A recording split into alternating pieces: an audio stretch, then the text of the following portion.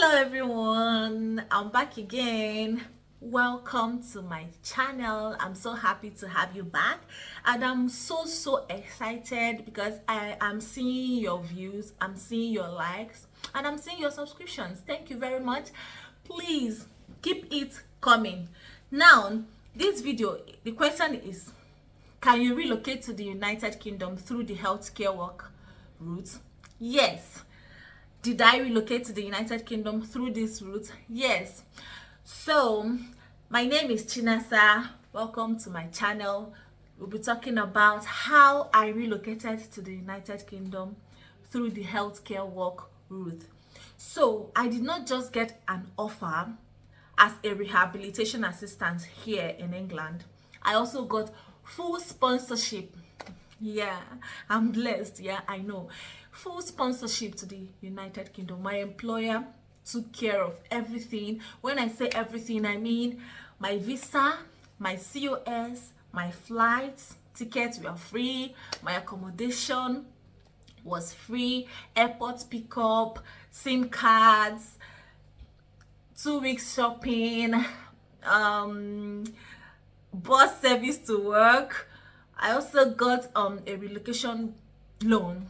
Of course, I'm paying back, but yeah, it was really helpful. I mean, if every employer was like mine, oh my God, I would say everybody should come to the UK. So that is it. Now, the millennium question is, how did I get this job? How did I do it? So now let's get right into the video.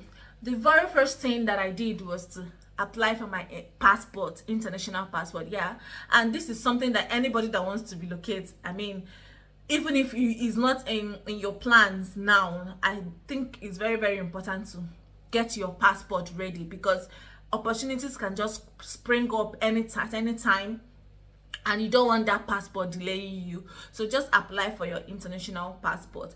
And if you are from Nigeria, I will advise you to do that early, because it's a bit difficult now to get it. And I also tell you to go for the 10 years, so you have enough time. It is much more expensive, but I tell you, it is worth it. Okay, so that was the first thing I did, getting your passport ready. The second thing you should do is to get a care certificate.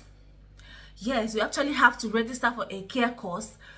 Do it, learn it, get a book, write whatever you are learning down, because that is what they are going to ask you when you successfully get an interview invite. Okay, so you do your care course, get the certificate. Now I use the CPD online college.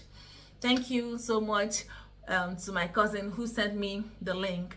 I'll be putting their link in my description box. Okay, so you have to, another thing you have to do is to get a care experience. Okay, it might be formal, it might be informal. So formal means that you could have gotten it from a hospital, you have volunteered to work in a hospital some time ago, or you currently work in a hospital. It might not just be a hospital, a care home, any healthcare establishment. Actually, it is an experience.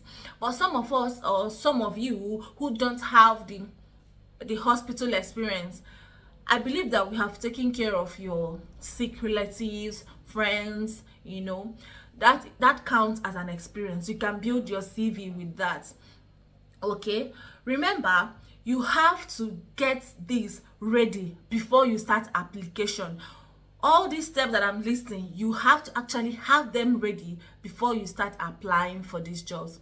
The third step is you now go ahead to write your IELTS. The first, remember, let's recall, the first is getting a passport. The second is care certificate and care experience. Okay, you can do them together. The third step is writing your IELTS. Now, IELTS is an English examination that you have to write in order to be able to apply for a UK visa. Okay, it is not so hard, but it is technical. You have to actually study for it. Okay, so you have to write it, and you must have your passport before you can write your IELTS. Yes, you must have your passport. Your passport is a prerequisite for writing your IELTS. and the cutoff mark I think is still 4.0, which is fair. I mean, no matter what, I believe you can actually pass. Okay, so now when you must have gotten your IELTS, now it is time to draft your CV. So CV is the fourth step, drafting a CV. Now your CV will make up your experiences, who you are you compassionate, are you caring, okay, do you communicate well. You tell them that in your CV you have to really draft a good CV, an attractive one, because this is a competitive opportunity, and then you have to really show them what you've got. Okay, so this step is drafting your CV. You have to also add all your qualifications. Okay, and what do I mean by qualification? Your care certificate is also your qualification. It has to be in your CV. Alongside your CV is the cover letter. You also have to have a catchy cover letter, okay, where now the cover letter is like a summary of your CV. Now the fifth step is application. Oh my, now this is where the hard work comes in. You have to start applying for your jobs. Now there are 3 ways that I did. Now remember, this is my experience that I'm sharing to you. You can do more research, and then you can take my experience and with your own research, and then you move forward. Okay, now there were 3 applications, 3 different type of applications that I did. The first one was Indeed. Registering with Indeed, uploading your CV, and then start looking for employers that sponsor from overseas, and then you start applying. The second one is to send a cold email. What is a cold email? You just look up a company that sponsors, right? You look up a company that sponsors, then you can check them out on Daily License Checker. These are websites that all the companies that recruit from overseas are being uploaded to. Okay, so I will drop the link on my description box too, but I use Daily License Checker. Okay, then you get a sponsor in there, you check them out you drop them a, remember we are talking about the cold emails. When you get their email, you send them your CV and your cover letter. Another way that I did it was website applications. I go to their website, these companies that are listed on the sponsorship list, which I'll be dropping their link in my description box. Their name is Daily License Checker. I take a company's name in there, and I go to their websites and I apply directly on their website. Now this is a very crucial stage, and it requires hard work. Okay, hard work. You really have to send thousands, sometimes some people send hundreds of applications just to be able to secure an interview. Okay, now when you have successfully secured an interview, okay, you can do the next steps that I will be listing. At least that was what I did. Although some companies will be asking you for these things even before scheduling you for an interview, but I mean, they expire quickly. So I would advise anybody to do them when you must have secured an interview or a job offer or even a certificate of sponsorship. Okay, now the 6th step is going for your tuberculosis test, because they have to be sure that you are medically okay and stable to come to their country.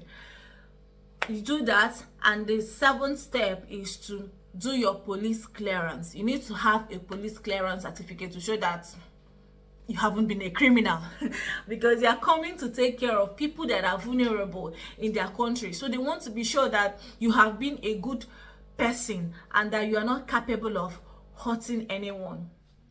Okay, and then when you are done with these last 2, tuberculosis and police clearance, that is when I'm believing that if you have done these 2, then you must have gotten either an interview or a job offer. So you are looking up to an employer already, which is really, really nice. It's really, really exciting. That stage is really, really amazing. Then I believe the next process will be visa application. once you have your certificate of sponsorship, please, you must have your job offer. Is not enough.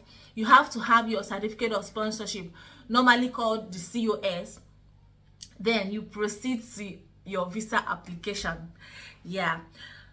And then I will say again, DIY, sorry, is very, very important in this process, because these agents are out here trying to take your hard-earned money. These things are not so hard. You can do them yourself. So I use that method. Do it yourself, DIY. So you can actually apply for your visa yourself. You can use YouTube tutorials on how to do that. YouTube is underrated. I mean, come to YouTube, just Google it, and then you will see everything you need. You will get all the guidance that you really need. Visa applications, once you are done, I know it will be successful. You go ahead to book your flight. If you are so lucky and you got an employer that is taking care of your flights, I mean, you just have to sit back and relax and wait for your flight ticket in your email. Yeah, it is so good. And then you buy your things, you pack your bags, you board your flights, and you jackpot. For those of you that don't know, jackpot is to relocate. I mean, that is what we call it, you jackpot. So guys, for those of you that have been asking me so many questions, remember, I'm going to put all those links on my description box, so do well to go to them and then do further research. Okay, so thank you so much for all your questions. Please, if you have any question at all, the comment section is open for you. If it's something private, please find my Instagram link on my bio and send me a private DM. Okay, I look forward to your likes, your comments, your shares. Please subscribe to my channel so I can keep giving you interesting videos.